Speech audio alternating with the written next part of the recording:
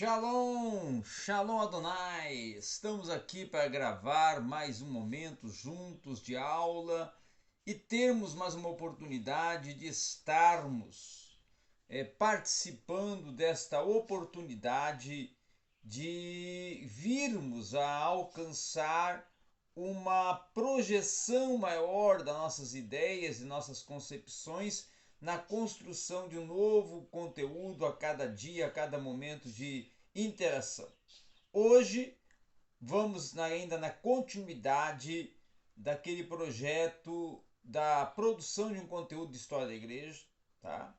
E aí vamos trabalhar dentro da temática de misticismo no século XV e do humanismo também já no final da metade do século XV, né? Para o século XVI, que já vai ser, já vamos dizer assim, os promovedores, o misticismo e o humanismo de movimentos pré-reforma, tá bom? Então, antes de nós iniciarmos a aula, nós queremos te pedir que se inscreva no canal, dê também o seu like contribuidor e, além disso, compartilhe o conteúdo, tá? Eu também quero falar com você sobre uma grande obra e projeto e proposta que estamos iniciando, que é o Centro de Curso de Formação de Cursos Teológicos Ampliando Saberes. Vou até deixar aí na tela o banner para você poder estar tendo as suas informações sobre esse grande projeto, que é um centro de formação de cursos, aonde vamos estar oferecendo diversos cursos, entre esses cursos, o curso Teologia Avançada, com 32 disciplinas, uma equipe docente altamente qualificada, e vale a pena você se inscrever. Vou agora anunciar duas vezes para você gravar na sua memória o telefone que você pode estar entrando em contato, tá? No banner também vai ter, mas você pode já ir anotando o telefone que vai entrar em contato para tomar as informações sobre os cursos, não só de teologia avançada, como também os cursos de ampliamento de saberes que nós estamos tendo aí na nossa proposta de cursos, tá bom? O telefone é para o WhatsApp 062, o código, né? 062 981 09 17 77. Pode anotar novamente: 062 981 09 17 77. Muito bem. No início do século XVI, o grande reitor da Universidade de Paris, o Jean Georges, ele vai ser um dos líderes de um movimento conciliar que irá distinguir três caminhos para o conhecimento de Deus. O primeiro vai ser o da teologia natural, a qual discernia a obra de Deus na criação e buscava entender o Criador, aplicando inclusive o uso, né, da razão humana ao mundo finito. Já o segundo, o da teologia dogmática, investigava as fontes da revelação especial de Deus nas Escrituras, inclusive nos credos e também na tradição da igreja. O terceiro caminho já era a teologia mística, tá? Que por esse meio era já promovedora da alma e dizendo e defendendo que a alma era arrebatada para além de si mesma, tá? E recebia uma experiência de Deus que era intuitiva e às vezes até estática. Desde principalmente a posição do arrebatamento de Paulo ao terceiro céu, como está registrado lá em 2 Coríntios 12, 1 a 4, passando inclusive pela recepção no corpo de Francisco dos estigmas, a qual defendia as marcas da paixão de Cristo até a exposição de Bernardo acerca do Cântico dos Cânticos, com uma união íntima da alma com Cristo. Então, o noivo propunha a experiência mística que havia sido um amparo da espiritualidade cristã, tá? Algo assim muito perpendicular, que a possibilidade de ter surgido aí um expoente nos 3 tipos de teologias que já estavam, vamos assim, em alta nesse momento. Tomás de Aquino era um exemplo disso. Os seus escritos escolásticos mostravam que ele era um mestre tanto da teologia dogmática quanto da teologia natural. Já no perto do tempo final da sua existência, ele já vai concluir a sua grande Suma Teológica e vai já nessa obra ali ter uma grande parte dela direcionada à defesa de uma profunda experiência mística. Então ali também já vai ter prenúncios de uma teologia mística.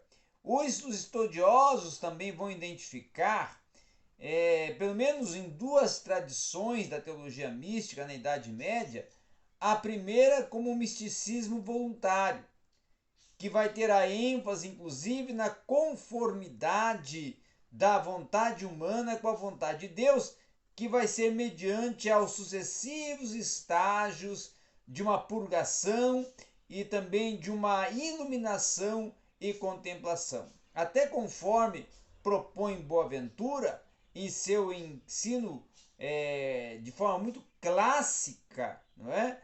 Que é justamente um trabalho itinerário, mente a Deus, né? Que é a viagem da mente em direção a Deus. Ele vai, na sua maior parte, estar enfocando justamente a vida mística, tá? Que representava aos poucos, vamos dizer assim, os desafios e as estruturas ortodoxas da vida da igreja, e principalmente, até por ser segura, essa abordagem ela tinha uma influência maior se refere à ortodoxia da igreja e a formação de uma religiosidade de cunho popular, tá? Outro sentido também era uma linha proposta pelo misticismo ontológico, que era mais mordaz e que enfatizava muito mais de forma intensa essa desconexão entre Deus e a alma.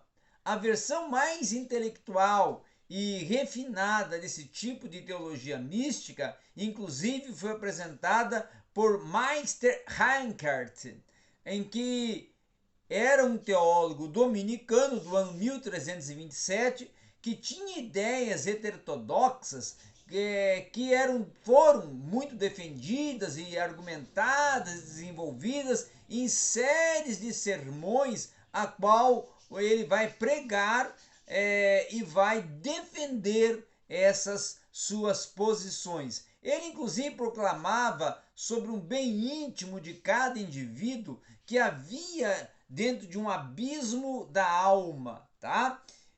Uma centelha, inclusive até de vida divina, que mantinha essa alma a possibilidade de ter uma união com Deus e uma absorção em Deus. Somente até pelo processo de um doloroso desligamento, de uma divisão e até de um cisma, é que Eckhart vai denominar esse processo de Gelangsinten, ou seja, um deixar-se solto, tá?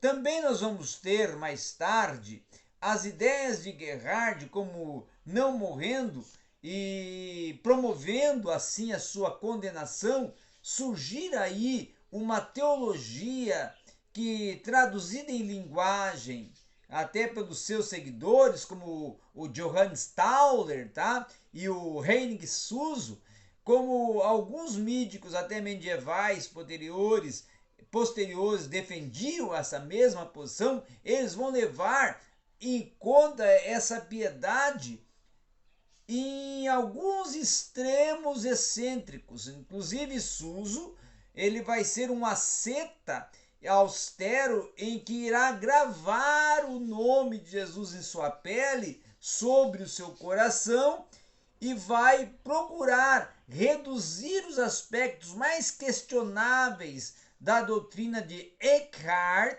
como acerca de uma união mística da alma com Deus. De uma forma até mais convincente, as tradições místicas da Baixa Idade Média, elas eram promovedoras de continuar sendo uma fonte vital de vida espiritual e de reflexão teológica até a Reforma, na justamente verdade, durante a promoção de um período que o primeiro bispo,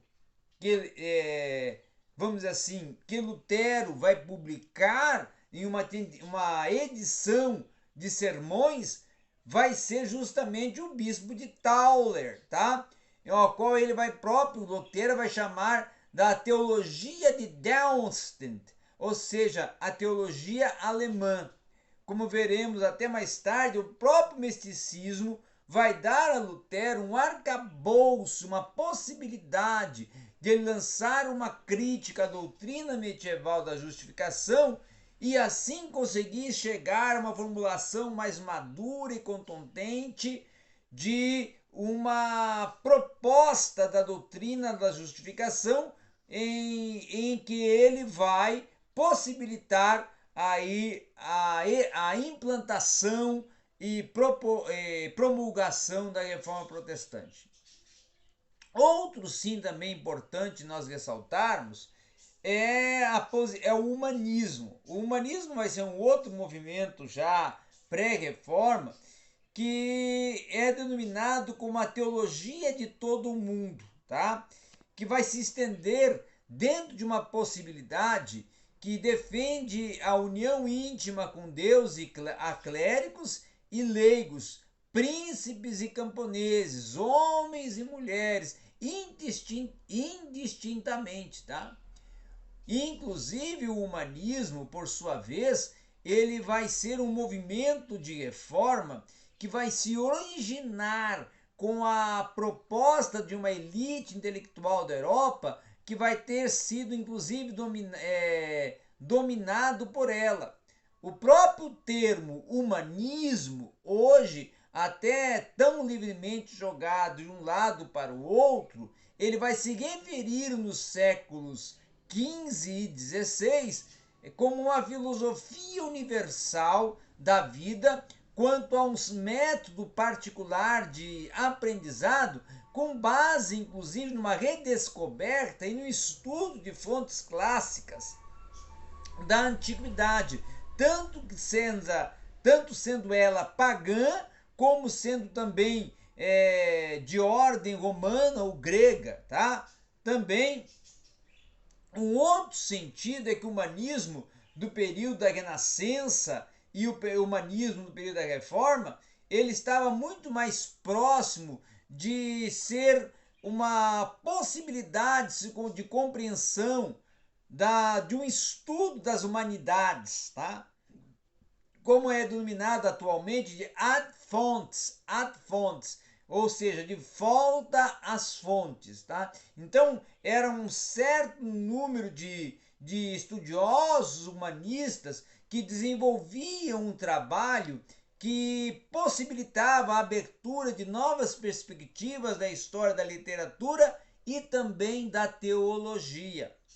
Até certo ponto, o humanismo foi um movimento de reação contra o denominado escolasticismo predominante daqueles dias, e também até uma possibilidade, conforme Erasmo, de uma teologia escolástica surgindo, inclusive dentro da própria Universidade de Paris. Tá? Então, alguns teólogos e grupos, notavelmente, vamos dizer assim, de cunho intelectivo, interpretavam esses mistérios ocultos como lhes convinha, com uma possibilidade de defender, inclusive, que o mundo foi criado e planejado por canais, por etapas, em que algumas das suas defesas até eram contraditórias e contrárias ao cânon das Escrituras Sagradas. Erasmo, de Roterdã, inclusive, irá acrescentar que os próprios apóstolos precisariam de uma ajuda de outro Espírito Santo para debater com a nova geração de teólogos que estavam surgindo nesse período do humanismo.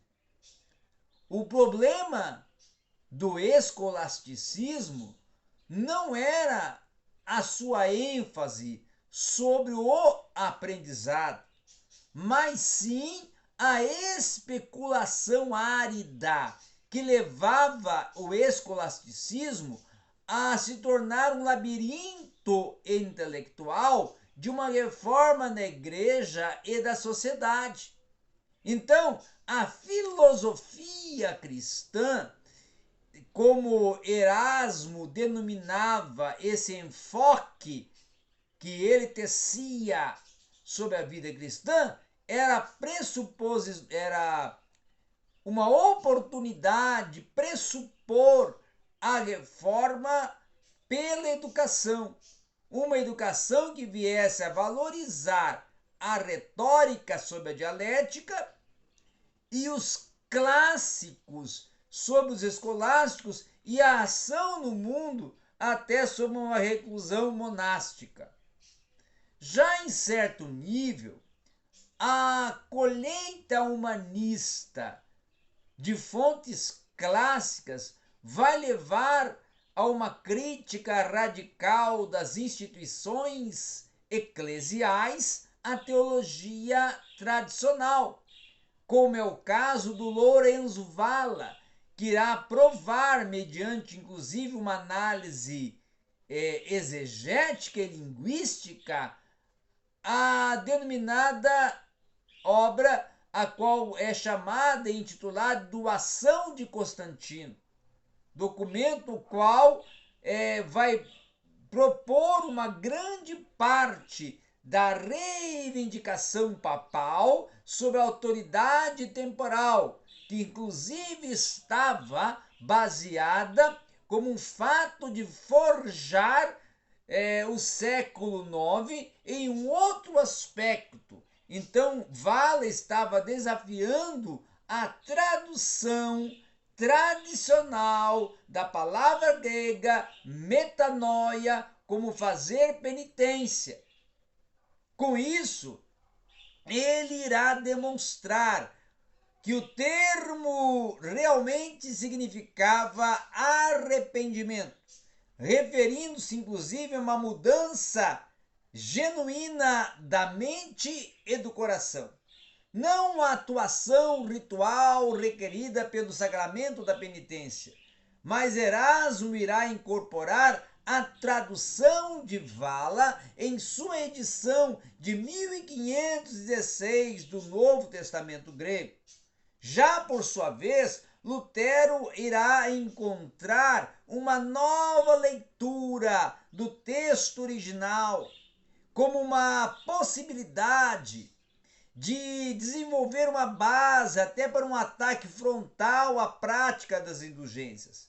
Já na primeira das 95 teses do Lutero, nós vamos ler uma frase imponente que está assim desenvolvida: quando nosso Senhor e Mestre Jesus Cristo disse arrependei-vos, conforme está registrado em Mateus 4,17, queria a vida inteira dos cristãos fosse o arrependimento, ou fosse de arrependimento. Talvez até a contribuição mais positiva dos eruditos humanistas à renovação religiosa do século XVI tenha sido justamente essa série de edições que criticavam a Bíblia dos pais da igreja e vinham amplamente disseminando, graças a um sucesso fenomenal da imprensa, um movimento organizado até por Erasmo, que era, vamos assim, defensor de Jerônimo, mas que considerava que a fonte mais influente da patrística era a teologia reformada de Agostinho. Então, com isso, vai se desencadear um embate nos séculos, tá? Anteriores à reforma, proporcionando uma renascença agostiniana, gerada em parte até por um renovado interesse na teologia de Agostinho, dentro até da própria ordem agostiniana, e até pela atração que Agostinho provocava nos primeiros humanistas, tais como o caso de Petrarca, que foi atraído especialmente até pelas Confissões de Santo Agostinho, e que sempre que lia essa obra ele dizia: parece-me que não estou lendo a história de outra pessoa, mas o relato da minha própria peregrinação. Então era isso que nós tínhamos para hoje, dentro aqui desta aula de História da Igreja sobre o esteticismo e o humanismo na influência desse movimento pré-reforma.